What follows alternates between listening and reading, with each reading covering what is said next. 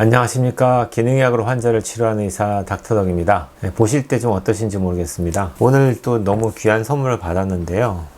제 책이지만 이게 그냥 책이 아니고요. 구독자분께서 이 책 내용에다가 지금까지 이제 읽으시면서 이상이 있는 것들 또는 맞춤법이라든지 표기가 좀 잘못됐다든지 이런 것들을 하나도 빠짐없이 다 읽으시면서 이걸 다 정리를 해서 보내주셨어요. 그래서 이거를 이제 편집자에게 보내서 다음 이제 사판이 출간될 때는 좀 더 깨끗하게 정리된 걸로 아마 보시게 될 수 있기를 기대하면서 너무나 감사한 마음에, 이분은 아마 편집 쪽에 관련된 전문적으로 일하시는 분 같더라고요. 편지도 같이 보내주셨는데 대중예술 평론가 연구를 하는 직업을 갖고 계시대요.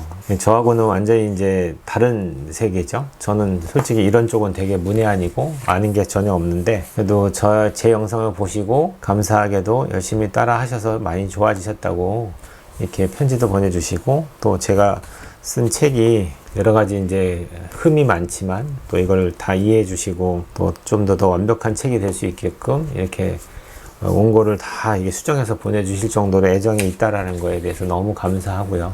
제가 보답드릴 건 따로 없고 좀 더 이런 분들께 양질의 좋은 정보를 드리고 바른 건강 관리가 무엇인지 그런 것들을 좀 전하는 게 제 업무가 아닐까 하는 생각이 듭니다. 오늘도 댓글 리뷰를 같이 진행하면서, 오늘은 이제 제가 이렇게 화면으로 좀 띄울게요. 내과에서 수소 호기 검사를 했는데 C4라고 하는데 C4일 수도 있나요? 이게 이제 소장 과증식 파트에서 댓글 다셨는데, 실제 수소 호기 검사로는 이게 박테리아인지 펑거스인지를 알 수 있는 방법은 없을 것 같고요. 제가 유기산 검사라는 걸 하게 되는데, 유기산 검사에서는 세균이 뿜어내는 독소가 따로 있고 펑거스가 뿜어내는 게 따로 있다 보니까, 이게 펑거스가 좀 많이 증식하게 되면은 장관 내에서의 그 곰팡이가 분비하는 그런 독소들이 장을 타고 올라와서 혈액을 타고 돌다가 소변으로 빠져나가는 걸 체크하는 유기산이 있습니다. 그 검사를 하시면은 알 수 있겠죠. 그 다음에 성상신경절 차단술 파트에 나타나셨는데, 선생님 무호흡증도 고칠 수 있는지요? 아들이 무호흡을 해서 너무 걱정입니다. 무호흡을 하는 대부분의 원인은 이제 비만입니다. 살이 쪄서 공기가 통하는 에어웨이 자체가 좁아지기 때문에 무호흡이 생기는 거예요. 코를 많이 고시는 분이나 또는 골다가 막히니까 숨을 쉬었다가 더 이상 참으면 안 되니까 푹 하고 내쉬면서 숨을 쉬게 되는 것들, 대부분은 아무튼 공기가 통하는 에어웨이 쪽이 좁아져 있다라는 개념이 되고요. 유일한 방법은 살 빼는 것밖에 없습니다. 그러니까 열심히 노력해서 식단 관리하고 운동해서 철저한 관리를 통한 체중 감량 외에는 답이 없어요. 제가 볼 때는 어떤 보조기구를 착용하는 거는 어쩔 수 없는 그냥 너무나 힘들다 보니까 얘를 좀 해결하기 위해서 일시적으로 사용할 수 있는 방법일 수는 있지만, 이걸 통해서 근본적인 치료는 되는 건 아니잖아요. 그러니까 빨리 체중 감량을 하셔야 됩니다. FMD 다이어트 하시고 하면 도움이 되겠죠. 그 다음에 상담 영상 6번째 MTHFR 유전자 파트에다가 다셨는데요. 이분이 제 영상 보고는 이제 6살 아들이 이 검사를 했나봐요. 유전자 검사를. 그랬더니 이 아드님이 677번째 유전자가 TT가 나온 거예요. 이렇게 되면은 호모시스테인 대사율이 거의 80~90% 가까이 떨어집니다. 그렇게 되니까 앞으로도 이걸 관리를 안 하게 되면은 이 활성산소의 증가로 인해서 조직을 공격하고 혈관을 공격하는 문제가 남아 있을 수 있게 돼요. 그래서 그거를 걱정하셔서 지금 이제 6살이다 보니까 청국장, 비타민 K 등 먹으라고 이제 적혀져 있는데, 6세 아동한테는 어떤 걸 하는지, 어떤 게 좋은지, 그러면서 이제 대두가 3단계 알레르기가 나왔대요. 청국장 먹어도 될까요? 이 대두 같은 경우가 이제 일반 콩에 대한 건데, 콩 알러지가 이제 푸다이지포에서 3가 나왔다는 얘기고, 이게 급성형 알러지 반응이 아니다 보니까 큰 이제 반응이 없이 모를 수도 있지만, 발효가 되면은 단백질의 변성이 생긴다고 보기 때문에 제가 볼 때는 청국장은 드셔도 되지 않을까? 그래서 된장이나 청국장 같은 경우는 저는 추천하는 편이고요. 그냥 우리 콩국수 하듯이 콩을 갈아가지고 먹는 그런 음식들은 좀 자제를 시키게 되고요. 제가 볼 때는 이 아이한테는 아연이라든지 비타민 B군, B6, B9, B12 같은 좋은 양질의 멀티비타민 제제 하나하고 그 다음에 아연 제제 K2를 적극적으로 권하지 않을까 싶습니다. 그 다음에 동맥경화증 파트에 올리셨는데 선생님 영상을 보고 기능의학과 중금속 킬레이션이라는 걸 알게 되어 집 근처 기능의학병원에서 모발 검사를 했는데 카드뮴 심한 중독 상태였습니다. 직간접 흡연은 없었고 그래서 지금 EDTA 주사로 중금속 킬레이션 중입니다. 선생님 책을 읽던 중 87페이지에 체지방에 있던 중금속을 뇌로 옮겨주는 위험한 상황 연출 안 되게 조심하라는 문구를 보고 걱정이 되었습니다. 체지방에 있던 중금속이 뇌로 옮기지 않도록 제가 생활에서 할 수 있는 노력이 있을지, EDTA 주사를 맞으면서 제가 할 수 있는 노력이 있을지, 그 다음에 EDTA 주사를 맞는 날 미네랄 영양제를 먹는 게 좋을지 아니면 등등 궁금합니다.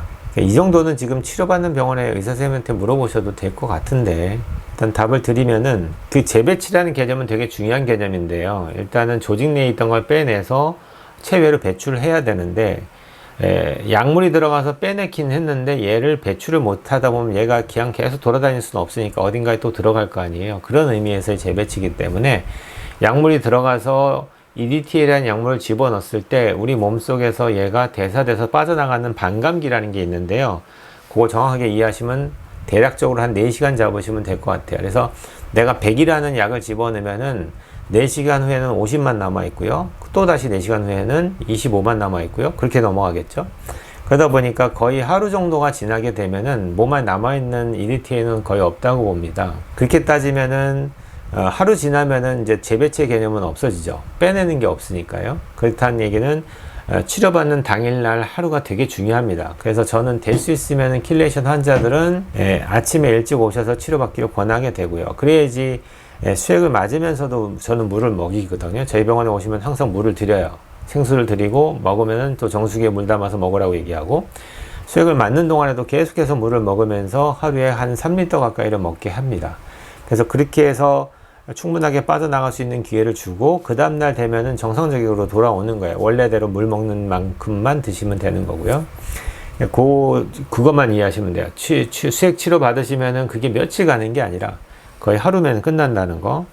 그래서 그렇게 생각하시면 첫날만 조심하시면 크게 재배치 걱정하실 필요가 없죠. 그러니까 노력이라는 거는 역시 제가 말했듯이 얘를 빼내는 루트가 땀 아니면 대변 아니면 소변밖에 없잖아요. 우리 몸에서 바깥으로 배출하는 개념이. 그러다 보니까 제일 쉬운 게 소변이니까 소변으로 배출하는 거죠.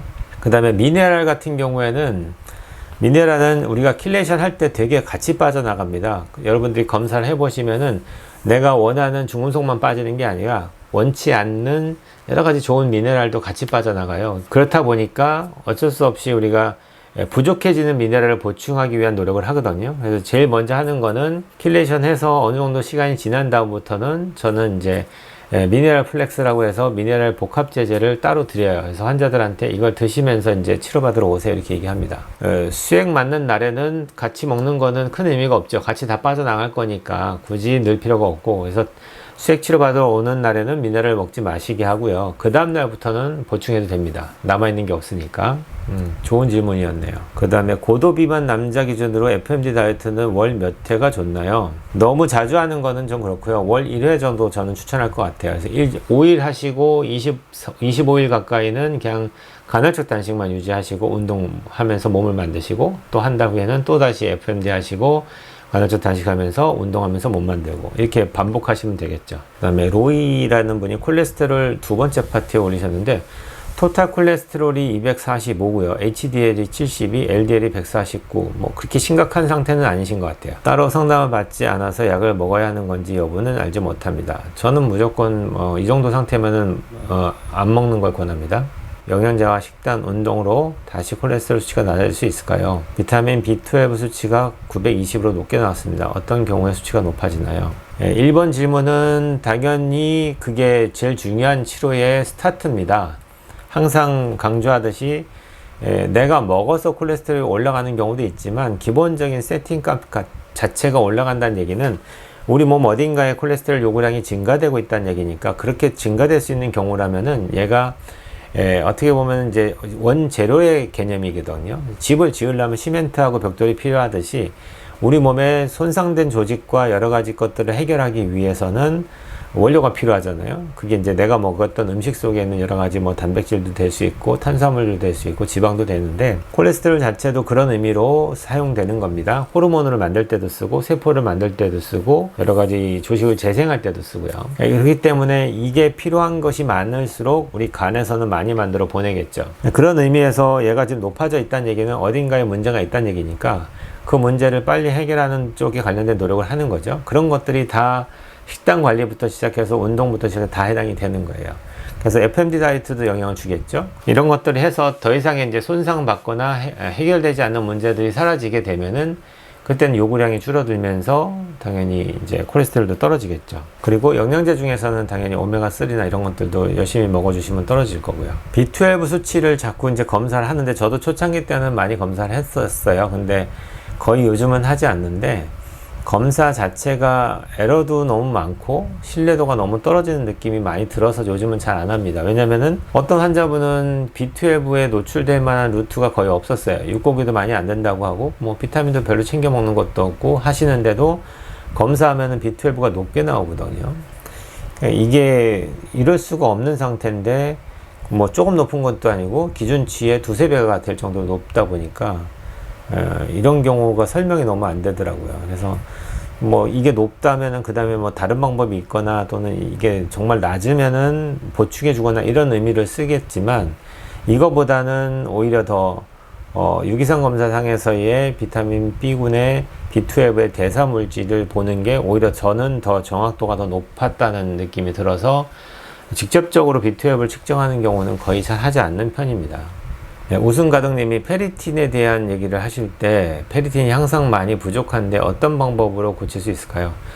페리틴이 부족하다는 거는 철분 부족이잖아요, 말 그대로. 그럼 철분 섭취를 많이 하셔야죠. 뭐 다른 방법이 있습니까? 생리의 양이 많다면은 생리가 왜 많은지, 에스트로겐이 왜 도미넌트한지 이런 부분들을 해결하기 위한 노력을 따로 하시면서 음식을 통해서 들어오는 어떤 여러 가지 것들 중에서 철분 섭취를 좀 많이 하시고, 그와 함께 비타민 섭취를 잘 하시면은 흡수율이 좋아지니까 철분의 양이 증가하면서 페리틴도 올라가겠죠. 그 외에는 어딘가에서 새고 있는 거, 여자들이라면 생리가 있겠지만 남자들은 거의 그런 게 없다 보니까 원래 페리틴이 낮을 수가 없잖아요. 근데 얼마 전에도 남자분이 왔는데 페리틴이 11이 나온 거예요. 그러면 남자치고는 너무 낮잖아요.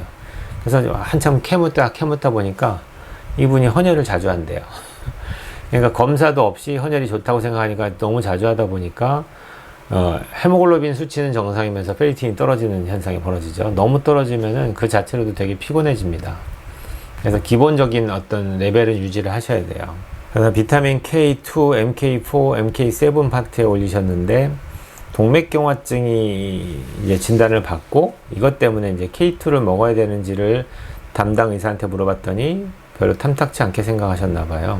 기능의학자가 아니면은 당연히 그렇게 얘기할 것 같아요. 그러니까 신경 쓰지 마시고 꼭 드셨으면 좋겠습니다, 저는. 그 다음에 코로나 재유행 파트에 올리셨는데 백신 미접종으로 지난 8월 말 확진받고 이제 많이 힘들었는데 병원 치료받고 나서 후유증으로 온몸에 힘이 없고 심한 탈모로 우울하고 이중고를 겪고 있다.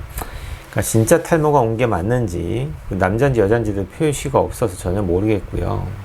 쉽게 오는 문제는 아닌데 보통은 여성분들한테 휴지기 탈모가 잘 옵니다. 아프고 나거나 사고를 당하거나 출산을 하거나 여러 가지 이제 큰 이벤트를 겪고 나면은 우리 모발은 이게 성장기, 휴지기, 그 다음에 이렇게 해서 넘어가는 탈락기, 이렇게 해서 넘어가는 사이클이 있어요.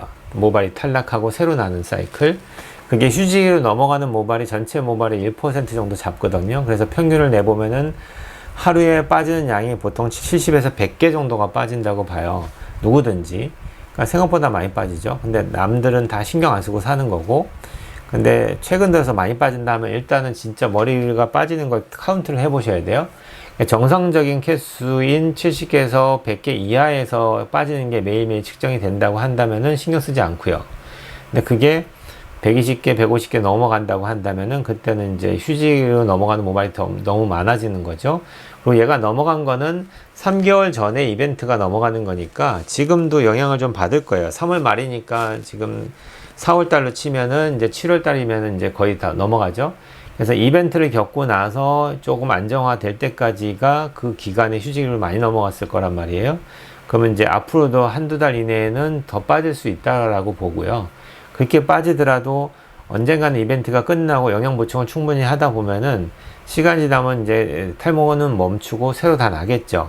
그때까지 유격이 있고 기간이 길다 보니까 사람들은 계속 잘 모르니까, 그 피지올로지를 모르니까 계속 스트레스 받고 왜 안 나지 뭐 왜 빠지지 이런 고민하고 사는 거죠. 다 잊어버리시면 됩니다. 그래서 그 대신 매일은 힘드니까 일주일에 한 번씩 머리카락 카운트만 해서 내가 몇 개씩 빠지는지만 체크하시면은, 아, 이 정도 빠지면 이제 끝났겠구나 하고 생각하시고, 비타민 B군하고 아연하고 여러 가지 이제 좋은 영양소 비타민 C까지 해서 열심히 드셔주면은 다 해결될 거예요. 그다음 위산 저하 파트에다 달아주셨는데, 위산 저산증이라고 했어요. 소화 효소제 먹고 손톱도 튼튼해졌고 머리카락도 덜 빠지고 대변도 시원하게 보고 너무 좋은데 당이 올라가고 살이 빠졌어요. 위저산증에서 소화 효소제를 줬다고 했는데 그것 때문에 혈당이 올라간다는 문제가 생긴다? 좀 이해가 좀 안 되긴 하지만, 이분이 이제 갔던 코스는 내가 먹었던 음식을 잘 분해해서 영양소로 써야 되는데 위에 산이 부족해지면 이 애를 쪼개질 못하는 거예요. 그래서 요만큼 쪼개면 영양소인데 이만큼 쪼개면 얘는 이물질이거든요.